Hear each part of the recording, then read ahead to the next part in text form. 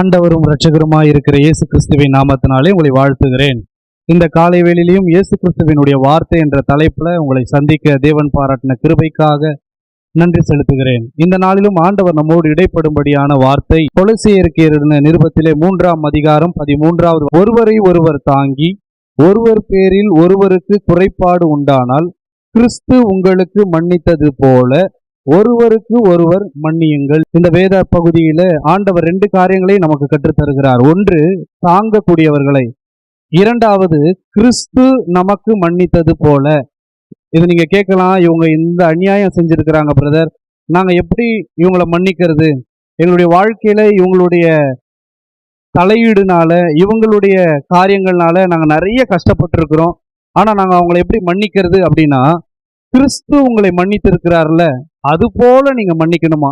உங்களை எல்லா பாவ வாழ்க்கையில இருந்தும், உங்களுடைய மீறுதல் வாழ்க்கையில இருந்தும், உங்களுடைய தவறான செயல்களில் இருந்தும் அதெல்லாம் பார்த்துக்கிட்டு ஆண்டவர் பொறுமையா இருந்து உங்களுக்காக தம்முடைய கல்வாரி சிலுவையில ரத்தம் சிந்தி உங்களுக்கு மன்னித்தது போல நீங்களும் அவங்கள மன்னிக்கணும்.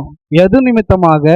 கிறிஸ்துவின் நிமித்தமாக நீங்க மன்னிக்கணும். கிறிஸ்து உங்களை மன்னித்தது போலன்னு சொல்லி. அதே போல சபைகளிலே பலவீனமானவர்கள் நிறைய பேர் இருப்பாங்க, இயல முடியாதவங்க நிறைய பேர் இருப்பாங்க, உதவி செய்யாதவங்க நிறைய பேர் இருப்பாங்க. அவர்கள் எல்லாம் ஒருவருக்கு ஒருவர் உதவி செய்து அவங்கள நீங்க தாங்கி அவங்கள பலப்படுத்தி அவங்களுக்கு என்ன தேவையோ அந்த குறைபாடை நீங்க நீக்கினீங்கன்னா கிறிஸ்துவை போல, கிறிஸ்தவர்களை போல நீங்களும் ஆண்டவரை போல செயல்படுகிறவர்களா இருப்பீங்க. இந்த காரியங்களிலே ஆண்டவர் நமக்கு கற்றுத் தருகிற காரியம்.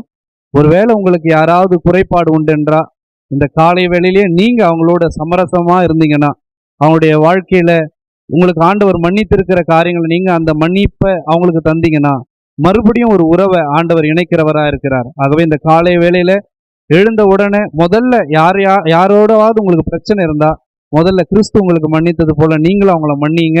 நீங்க மன்னிக்கவும் படுவீங்க. ஜெபிக்கலாமா?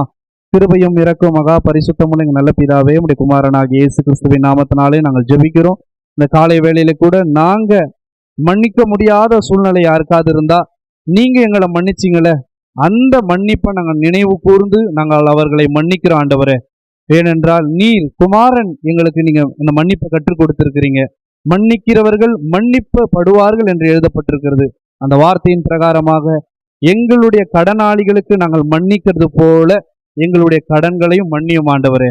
ராஜ்யமும் வல்லமையும் உம்முடையதாய் இருக்கிறது. இயேசு கிறிஸ்துவின் மூலம் ஜெபம் கேளும் எங்கள் ஜீவனுள்ள நல்ல பிதாவே, ஆமென்.